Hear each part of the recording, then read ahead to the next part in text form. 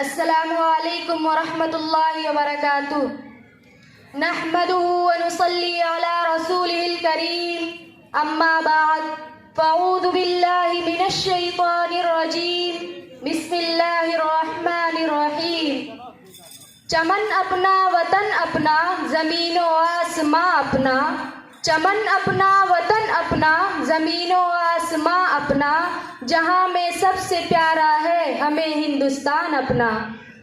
محترم و مکرم مہمانان کرام اور معزز سامعین و سامعات، آج ریپبلک ڈے کے موقع پر الہرا کی سرزمین پر آئے ہوئے تمام مہمانان کرام کا تہہ دل سے شکر گزار ہوں کہ انہوں نے اپنا قیمتی وقت نکال کر ہماری اس چھوٹی سی دعوت پر لبیک کہا۔ اس عظیم الشان محفل میں جو کام اس ناچیز کے سپرد کیا گیا ہے وہ بڑا اہم کام اور اہم ذمہ داری ہے۔ ایک طرف عظیم ذمہ داری اور دوسری طرف اپنی کم علمی، لیکن بڑوں کا حکم ہوا کرتا ہے، اس لیے جس کی تعمیل ضروری ہونے کے ساتھ ساتھ بہت سے فوائد کا حامل ہوا کرتی ہے۔ اس کے لیے میں بے حد شکر گزار ہوں ان اساتذہ کا جنہوں نے مجھے اس مبارک پروگرام میں نظامت کی ذمہ داری سونپی۔ ان کے حکم کو عملی جامہ پہنانے کے لیے میں اللہ سے ان الفاظ کے ساتھ دعا کرتی ہوں کہ ملامت میں نہ گر جاؤں، خجالت سے نہ مر جاؤں، ملامت میں نہ گر جاؤں، خجالت سے نہ مر جاؤں، خدا میری زباں کو تو فصاحت دے، بلاغت دے۔ جشن یوم جمہوریہ کے اس مبارک موقع پر اسٹیج پر تشریف فرما اساتذہ کرام، دور و دراز سے تشریف لائے ہوئے مہمانان اعظام اور عزیز ساتھیوں کا ایک بار پھر سے دل کی گہرائی سے استقبال کرتی ہوں۔ یہ نفرت بری ہے نہ پالو اسے، یہ نفرت بری ہے نہ پالو اسے، دلوں میں خلش ہے نکالو اسے، نہ تیرا نہ میرا نہ اس کا نہ اس کا، یہ سب کا وطن ہے بچا لو اسے۔ معزز سامعین کرام، انگریز تجارت کی غرض سے اس سرزمین پر قدم رکھے تھے، لیکن رفتہ رفتہ تجارت کے نام پر سیاسی اور فجری اثر و رسوخ حاصل کر کے یہاں کے حکمرانوں کو بے دست و پا کر دیا اور یہاں کے سیاہ و سفید کا مالک بن کر لاکھوں کروڑوں بے گناہ معصوم ہندوستانیوں کو موت کے گھاٹ اتار کر ظلم و پروریت کی ایسی داستان دہرائی، ایسی ہلاکت خیز اور صفاقانہ کارروائیاں جس سے چنگیز اور ہلاکو کی داستانیں بھی مات پڑ گئیں۔ انگریزوں نے ہندوستانیوں کی اینٹ سے اینٹ بجا دی، ہزاروں آبادیاں ویران کر دی گئیں، ہر جگہ قتل و غارت گری کا بازار گرم ہو گیا، ہر جگہ سناٹا ہی سناٹا، خاموشی ہی خاموشی کی فضا نظر آ رہی تھی اور یوں محسوس ہو رہا تھا کہ اب بھارت کا ستارہ اقبال کبھی مطلع خورشید سے نمودار نہیں ہوگا اور ہمیشہ ہمیش کے لیے غروب ہو جائے گا۔ لیکن اس دھرتی کے خالق و مالک کا یہ دستور رہا ہے کہ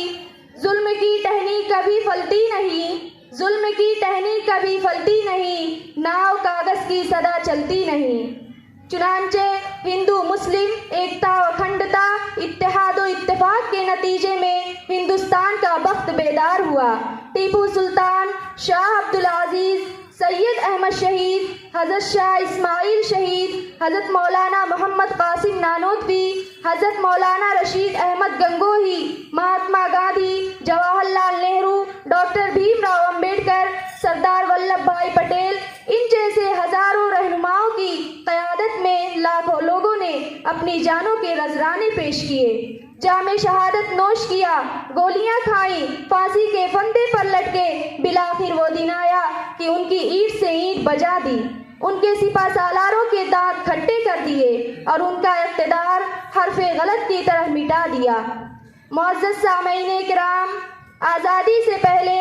ہمارا ہندوستان دستور آئین یعنی سمویدھان نہیں تھا، کیونکہ اب تک انگریزوں کا بنایا ہوا قانون چل رہا تھا۔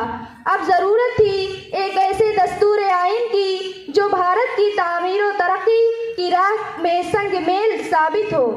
جو ہر قدم پر ساتھ دے سکے اور ہمارا دیش پھر سے اپنے ظلم و برہم کو سنوار سکے۔ چنانچہ ایک کمیٹی تشکیل دی گئی جس کے چیئرمین ڈاکٹر راجندر پرساد بنائے گئے، جس کی صدارت ڈاکٹر بھیم راؤ امبیڈکر کر رہے تھے۔ چنانچہ آئین کا نیا مسودہ تیار کیا گیا۔ ترمیم و تنسیخ، حذف و اضافے اور غور و خوض کے بعد 26 جنوری 1950 کو پورے ملک میں لاگو کر دیا گیا اور راجندر پرساد پہلے صدر منتخب ہوئے۔ یہی وجہ ہے کہ ہم 26 جنوری کو قومی تہوار کی شکل میں جشن یوم جمہوریہ یعنی ریپبلک ڈے مناتے ہیں اور ذات پات کے بھید بھاؤ کو مٹا کر ایک جگہ جمع ہو کر اپنے رہنماؤں کا تیار کردہ دستور آئین کی پاسداری کا ثبوت فراہم کرتے ہیں اور اس بات کا اعتراف کرتے ہیں کہ آپسی اتحاد و اتفاق اور ایکتا کے دروازے کو ہمیشہ کھلا رکھیں گے۔ تو آئیے اس یوم جمہوریہ کی تقریب کا آغاز کرتے ہیں۔ اس محفل کا آغاز اس مقدس قرآن عظیم کی تلاوت سے کریں جس نے صرف 23 سال کی قلیل مدت میں پورے عالم میں وہ انقلاب برپا کر دیا کہ بڑے سے بڑے فصحا، بلغا، ادبا، شعرا حیران و ششدر رہ گئے۔ وہ قرآن جس کی آیتوں کو سن کر پتھر دل موم اور پتھریلی آنکھیں بے اختیار اشک بار کرنے پر مجبور ہو گئی۔ یہ وہ کلام ہے جس میں جھوٹ داخل نہیں ہو سکتا، نہ آگے سے اور نہ پیچھے سے، کیونکہ اس کی حفاظت کا ذمہ خود اللہ تبارک و تعالیٰ نے لیا ہے۔ اللہ تعالیٰ کا قرآن مجید میں ارشاد ہے، اِنَّا نَحْنُ نَزَّلْنَا الذِّكْرَ وَإِنَّا لَهُ لَحَافِظُونَ، بے شک ہم نے قرآن کو نازل کیا اور ہم بھی اس کی حفاظت کریں گے۔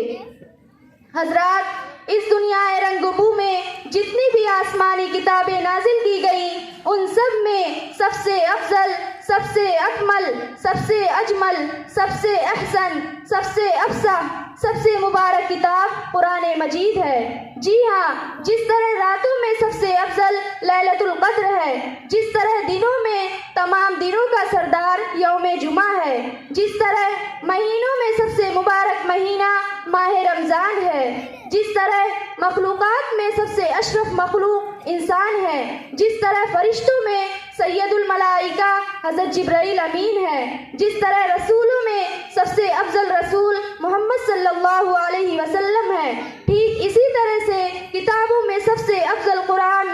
کتاب قرآن مجید ہے۔ کسی نے کیا خوب کہا ہے، سب کتابوں سے بھلا قرآن ہے،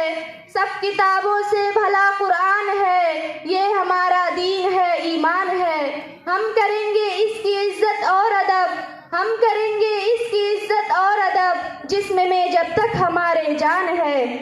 تلاوت اس کی برکت کا سبب، اس پہ جان و دل میرا قربان ہے۔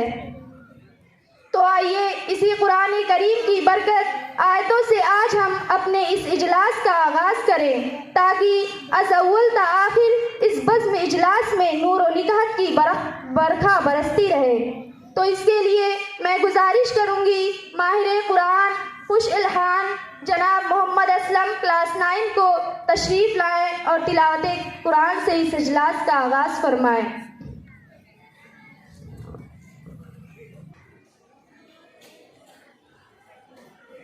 اعوذ باللہ من الشیطان الرجیم،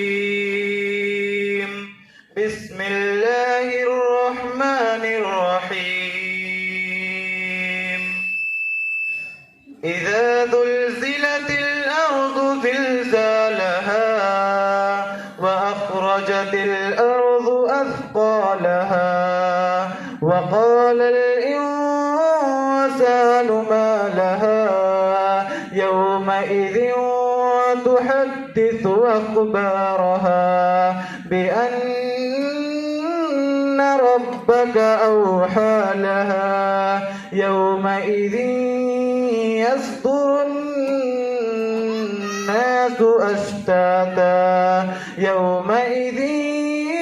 يصدر الناس أشتاتا ليروا أعمالهم فمن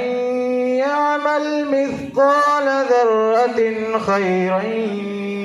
يره ومن يعمل مثقال ذرة شرا يره صدق الله العظيم.